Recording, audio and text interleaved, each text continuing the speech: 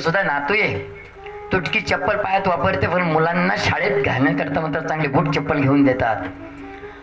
फाटके कपडे तुम्ही अंगावरती वापरणार, पण मुलांना शाळेचा ड्रेस चांगला घेऊन देणार. घरी शेळ्या भाकरीचा भुगा करून खाणार, पण मुलांना चांगला डबा बनवून देणार शाळेमध्ये. तर यामध्ये मुलांचं शिक्षण करून मुलांना न्यायाधीश, वकील, मात्र डॉक्टर बनवणार.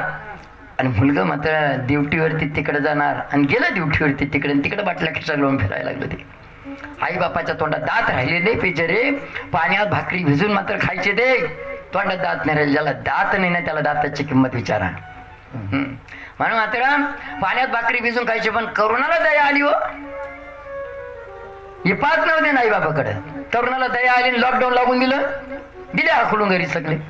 करुणा असं काही शिकून गेला तुम्हाला आतापर्यंत कोणी सांगितलं नसतं. ते करुणा हा देवाने पाठवलेला दूत होता, आणि याच्या पुढे पण मात्र महारोग येणारे अजून. आम्ही प्रत्येक वेळेस सांगतो ही वाक्य तुम्ही तुमच्या घराच्या छताला लिहून ठेवा, सिलिंगला. जेव्हा तुम्ही